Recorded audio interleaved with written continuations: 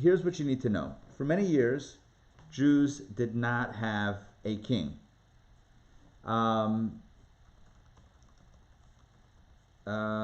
And then later in history, after the Jewish people went to the land of Israel and settled a little bit, so I'm just finding some sources over here to show you. Sefaria, Samuel, chapter 8. Okay, I'm about to pull up the relevant text to show you how this worked out. Here we go.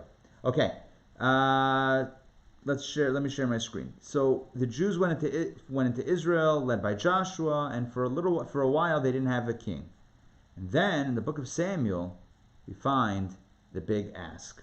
Okay, can you guys all see my screen from Sefaria? Thumbs up if you see it. Yeah. Okay, beautiful. So take a look at the 8th chapter of the book of Samuel.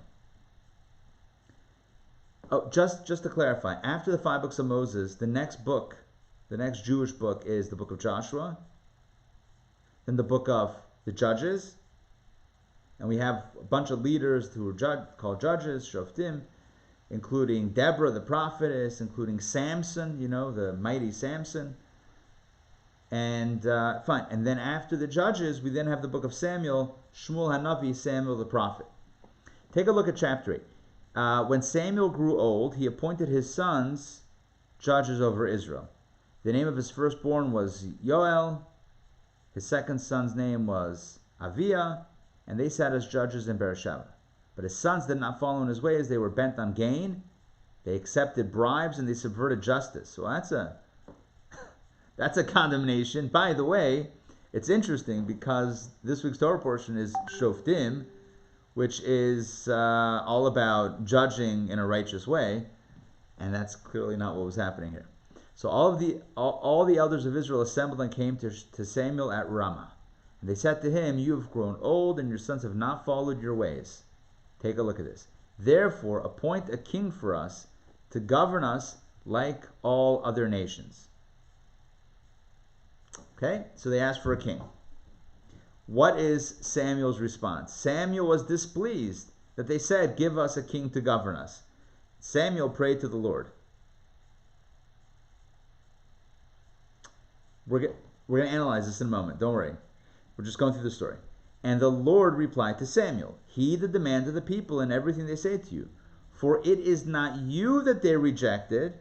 It is me that they have rejected as their king." Wow. That gets even deeper. All right. Oh, and then it gets even more. "Like everything else they have done ever since I brought them out of Egypt, to this day, forsaking me and worshiping other gods, so they are doing to you. Heed their demand, but warn them solemnly, and tell them about the practices of any king who will rule over them."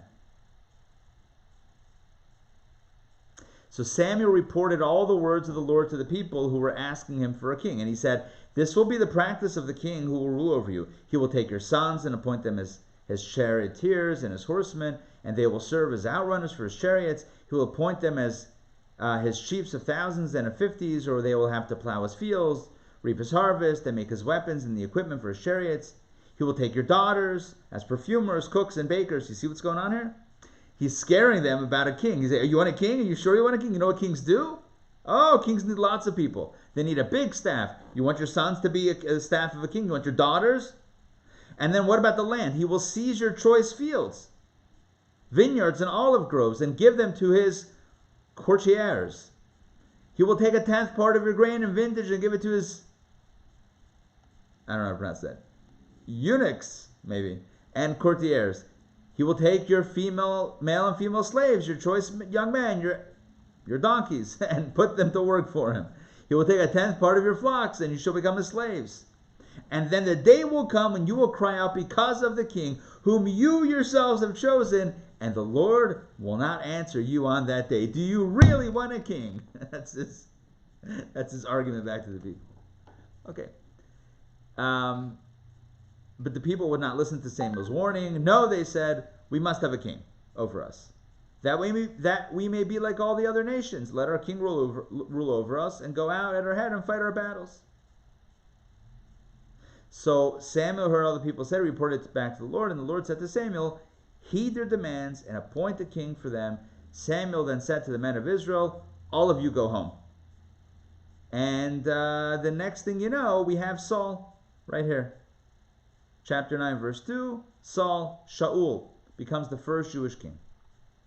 Okay, chapter 8 is all full of drama. Emotional drama, psychological drama, spiritual drama. I mean, it's like, what? Is this Tanakh? Is this Torah? Or is this books of the prophets? Or is this the afternoon soap opera? I mean, it's like very dramatic here. Like, what's going on here? So let's reset the story.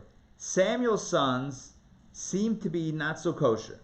When I say not so kosher, I'm not judging them. I'm just going based on the text. The text says that they were not judging justly, they were subverting justice, they were accepting bribes, etc., etc., etc.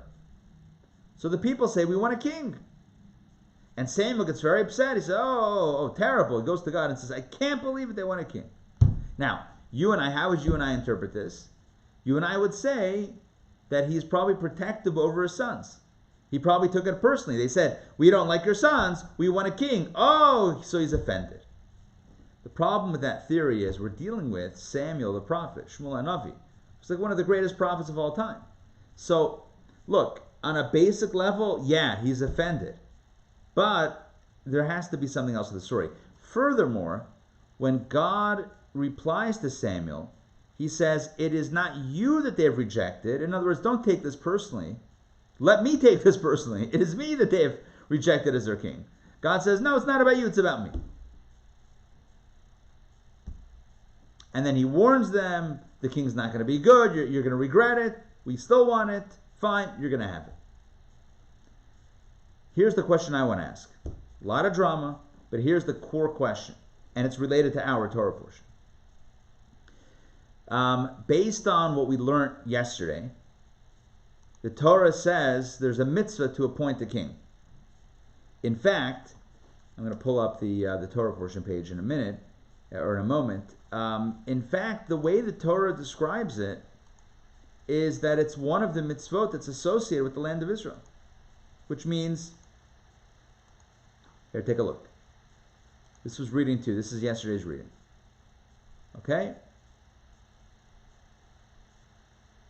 The mitzvah is, in Hebrew, Som tasim alecha melech. Place a king over you. That's it. That's the mitzvah. Mitzvah is to appoint a king. This is a positive commandment that's associated with coming into the land of Israel. So it was like a few hundred years that the Jews had been living in Israel without a king. Now they're asking for a king. Maybe what precipitates it is some corruption, but okay, it is what it is. That's what precipitates it. But there's nothing wrong fundamentally with asking for a king. In fact, it's the fulfillment of a mitzvah. So why is Samuel getting upset? Why is God getting upset? What's going on? The commentaries, in other words, if based on Deuteronomy 17, our Torah portion, if based on this, it's a mitzvah to set a king over the Jewish people, to have a Jewish king, if that's the case, then why, when it plays out in history, in the book of Samuel, right, in this tab over here, why, when it plays out, is it causing this whole ruckus, this whole commotion, this whole kerfuffle where Samuel doesn't like it, God doesn't like it? What don't you like? Forget Samuel for a second. Let's talk about Hashem, God. God's upset? Oh, they're not rejecting you, they're rejecting me. Because they want a king? Didn't you say in the Torah to appoint a king? What's the problem? You are the one that gave the mitzvah to appoint a king. Now you don't like it? Doesn't make sense. Seems very inconsistent for God to not suddenly be upset about the request for a king. All the commentaries pretty much ask this question, and the answer that's given is there's a difference in language from the Torah's commandment versus the way the people asked for a king. If you look in the Hebrew, it's only, well, maybe it'll work in the English. In the Hebrew, let's do the English. When you come to the land the Lord your God is giving you, and you possess in it, and live therein, and you say, I will set a king over myself, like all the nations, then you shall set a king over you. Okay, so the key word here is a lie. A lie. Asima alai melech. The request is that I will place alai, means upon me, on top of me, a king. In other words, the request as being portrayed in Torah is for a king to be the one guiding the nation. And that, the Torah says, is a kosher ask. If you're asking for a king over you, that is sanctioned by the Torah. But look at what happens in Samuel, chapter 8 of the book of Samuel. Look at how the people ask. In the Hebrew, Sima lanu melech. Appoint a king for us. Not above us, but for us. In fact, in the Hebrew, Sima lanu almost means give us a king. Give us a king. So in the Torah, it says the request will be, the kosher request that should be granted is place a king above us. In the book of Samuel, in real time, the request is give us a king. What's the difference between a king above us or give us? Maybe it's obvious, but I'll spell it out anyway. If you're asking for a king above you, what that means is that you're ready to listen, you're ready to be guided, you're ready to receive inspiration and insight, etc. You want to be led to a greater destination. But there's a humility from the part of the people that you're not looking, for any games. You're looking for a king to really be guided. You're looking for that authority figure, so to speak. Whereas in the book of Samuel, when the people finally asked for a king, they didn't ask for a king above them. They asked for a king. Give us a king.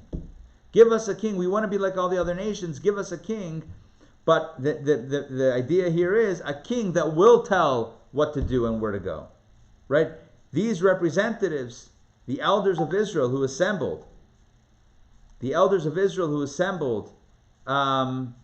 before Samuel are asking to give them a king to have in their back pocket to do with as they see fit, a puppet king, so to speak. And that will lead to corruption. In other words, if the premise is humility, if the premise is sincerity, then you can have a healthy relationship, king and people. If the premise is corruption, if the premise is a deal or whatever it is, then you're going to have corruption on all sides, and ultimately it's going to lead to, you're going to try to put the king in your back pocket, he's going to put you in his back pocket, and eventually corruption is going to happen on both sides, and you'll take advantage of him, and he'll take advantage of you, and it's not going to end well. Where does it all begin? Why does it all happen? It's how it begins. Does it begin in a sincere, humble way, or does it begin in a way of essentially looking to consolidate power amongst the elite or whatever it is and have a king representing that versus authentic leadership? So this is a theme that we explored yesterday, the difference between inauthentic leadership and authentic leadership. The Torah is clear on the matter. Authentic leadership, no baba maises, no fooling around. Authentic leadership is someone who first and foremost is humble, first and foremost is, I'm talking about a Jewish king, by the way. So somebody who is committed to Torah, committed to mitzvot, committed to leading the people and inspiring them in the ways of Torah, somebody who's not going to have a lot of money, someone who's not going to have a lot of horses, cars, someone who's not going to have a lot of wives, someone who is not going to be all about themselves and all about the power, but really all about the Torah, which is why the king had to have 2 Torah scrolls with him pretty much at all times to keep him on the straight and narrow and to keep him focused. These were the requirements of a king as we outlined yesterday, as the Torah outlines right here in yesterday's reading, Deuteronomy chapter 17.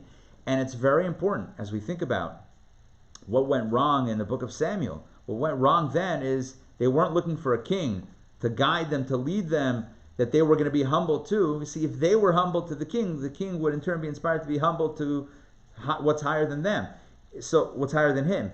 Everything models for the other. So if the people are coming from a place of humility, then the king also will approach from a place of humility. But if the people are coming, or the elders are coming from a place of corruption, that's going to be modeled back, and that was a terrible model to follow, and the warning comes. And that's why, by the way, God replies, it's not you that they have rejected, it's me. Because they don't want a divine authority, so to speak. They don't want someone to guide them to be subservient to guide them in Torah and mitzvot. They want someone to put in their back pocket. They want someone to manipulate, etc. So they're not rejecting you and your family and your kids as much as they're rejecting me, says God. Ultimately, Saul, as I mentioned, is appointed as the king, and he was a great person. He was actually a very tremendously qualified individual. It says, "Mishichma l'mayla mikol ha'am," he was head and shoulders above the people, not only physically in stature, he was very tall, but spiritually in stature, he was a very, very lofty level. The problem is, he didn't do exactly the job that God wanted him to do. His own interest got in the way, as kind of is foreshadowed by this. And eventually the kingdom, the kingship, the throne is taken away from Saul, who is coming from the tribe of Benjamin, and it's given to David, who is from the tribe of Judah, the tribe of Yehudah, and there the kingdom of Israel remains. The Jewish monarchy remains in the family of David consistently throughout. Well, except for when the kingdom split and then there were two kings, but that's another topic for another time. Okay, so that is, I just wanted to make sure to finish off the conversation from yesterday about a king and show you how when it did play out in real time, it was a broken request. It wasn't a healthy request, and therefore it created a lot of drama, a lot of pushback, and didn't end exactly 100% in a healthy fashion. Okay, to today's third, yeah. So Samuel and Moses have been communicating directly with God. Correct. How many others? Oh, there were many prophets back in the day. Prophecy ceased around the times of the temple, the first temple's destruction. So that's when prophecy ceases, and pretty much we don't have prophecy. I mean, we have small instances of prophecy, but not in a widespread fashion. Like, for example, there's a tradition that parents, when they name their child, the Hebrew name is given is a form of prophecy. Even if a parent thinks they're naming after, a relative or whatever, but why that relative? There's a measure of prophecy there because, as we know, a name in Hebrew is very significant. It's the channel of the energy for the soul. It shapes the soul, so to speak. So it's highly significant. To leave that up to chance would not be a good deal. So therefore, parents are channeling kind of a higher prophecy, a higher power when they speak the name of the child, the Hebrew name of the child. It's actually coming from a higher place through them. So we say it's like a mini form of prophecy. But widespread prophecy we don't have. Why? Because we have enough instruction that's already been given that we need to work on. We don't need any new messages. We got all the messages we need. Now it's about implementing and integrating and internalizing. So does God need to tell us right and wrong? No, we know it. I mean, yes, but no, because we know the answers, right? We know what we're supposed to be doing and not supposed to be doing. We've seen all the stories. Like, all the dramas have all played out pretty much, and so we know the task at hand. Okay. Let's move into, I'm sorry, what's happening over here? Yeah, let's move into, all right. Let's move into today's reading theory. It's very short. Okay, chapter 18, Deuteronomy. The Levitic Kohanim. I love that phrase. That means, okay, the Levitic Kohanim, the entire tribe of Levi. So that's it, the tribe of Levi, one of the 12 tribes, shall have no portion or inheritance with Israel. As we know, they don't inherit the land, they don't have real estate. The Lord's fire offerings and his inheritance, God's inheritance, they shall eat. But he, the Levite and the Kohen, shall have no inheritance amongst his brothers. The Lord is his inheritance, as he spoke to him. This is such a beautiful phrase. You see how short the reading is, 5 verses. It says, Hashem hu nachalato. God is his inheritance. That's a beautiful thing. So some people, it's not about people, it's not about comparing, whatever, but we can either pursue stuff or we can pursue meaning. And it's not either or, we could do both. But at one given time, it's either one, usually one or the other. So either our inheritance is brick and mortar, paper, right? Buildings, money, possessions, or it's God. And at each moment of the day, you and I can choose what is our inheritance, what is our legacy, what are we choosing, what are we giving, what are we leaving for others, what do we get, and what are we leaving, what's our inheritance. For the Levite, the Kohen, anyone from the tribe of Levi, was clear. God is his inheritance. Okay, so they don't have land, they don't have stuff, so how do they eat? Here we go. And this shall be the Kohanim's due from the people. People should give this to the Kohen. From those who perform a slaughter, be it an ox or a sheep, he shall give the Kohen the foreleg, the jaws, and the ma. I'm not even sure what a ma is. What's a ma? I think it's the cheek. Is the ma the cheek? Yes? Ma sounds southern for mom, but that's not what it means, right? It's southern. Ma and pa, no. So the foreleg of the animal, the jaws, and the ma. Yeah? Someone Google ma and let me know what you see. M-A-W. Who's got it? Somebody just, maybe the mouth. Yeah, I think it's something, I think it's the cheek. Something with the cheek. That's my understanding of the Hebrew, the keva. It's something to do with the cheek. Joy, you got it? It says stomach. Stomach? You sure? It's as a noun, ma is the stomach. Oh, the keva. Yeah. You know, you're right. Keva is the stomach. Yeah. So not there's the ma and the jaw, but they're not in the same area. It's not the cheek. Something else. Yeah, what do you have? It's the jaws or throat of a voracious animal. That's what the mouth of a greedy person. Oh. M-A-W? Yeah. Interesting. All right. Look. The jaws or throat of a voracious example, the mouth of a greedy person. I was cramming large pieces of toast and cheese down my mouth. Right. So it is a throat.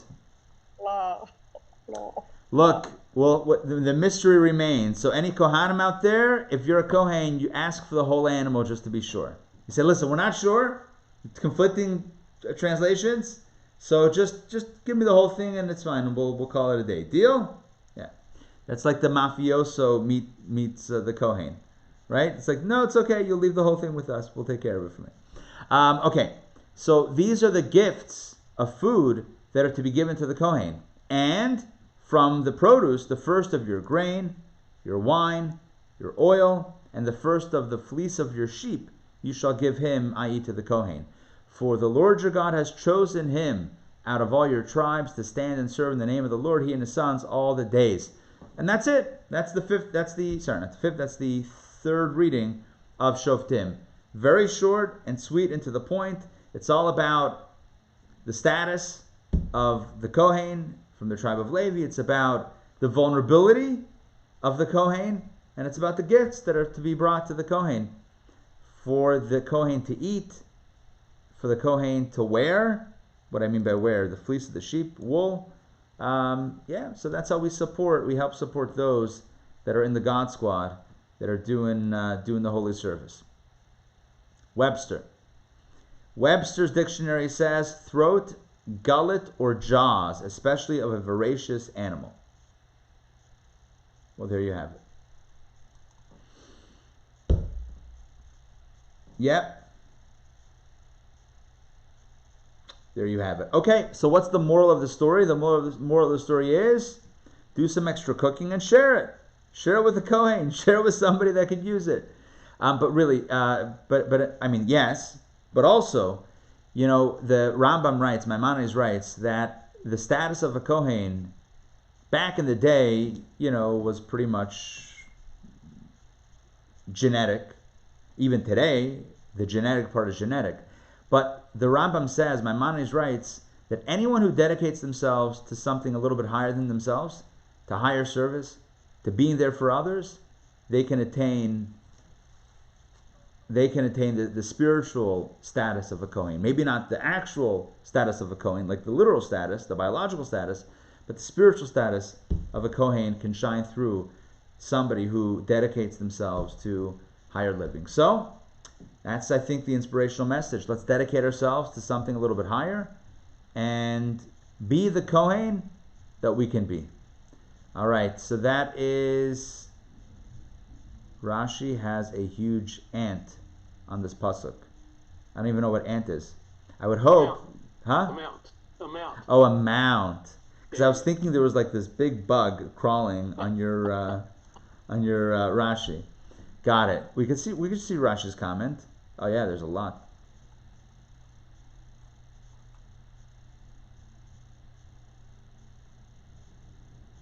But not on Ma. I guess that was obvious to him. Okay. Fine. Okay, yeah, listen, for another time. Anyway, bottom line is, when it comes to kings, let's not look for corruption and let's not get corruption. Let's be in it for the right reasons. And this is true in relationships. If one part, listen, no guarantees, right? But best practice. If we're in it for the right reasons, we hope that will model it for the other, and the other will be in it for the right reasons.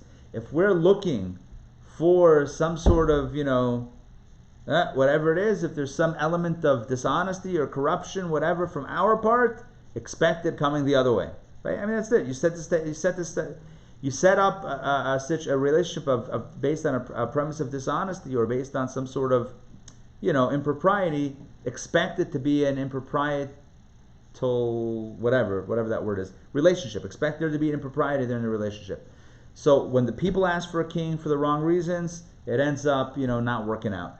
But when we ask for the right reasons, it will work out. So that's the first message. The second message was about the Kohen and about the gifts. So we have the idea of supporting those that are in need, those that are doing the holy work. So that's the next message. And the final message is the notion that you and I, all of us, can be a Kohen, even if we're not born into that family, not born into that physical legacy or dynasty, but with their choice to live a godly life and to be a shining light for others and to live a life committed to what God wants in this world.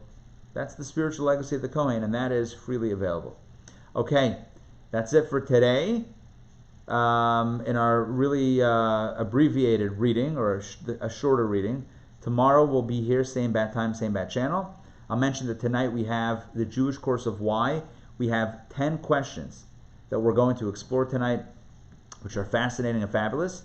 Tomorrow night is Torah studies, and Thursday night, Dr. Edith Eger, 7 p.m., Holocaust survivor, clinical psychologist, and best-selling author of the book The Choice.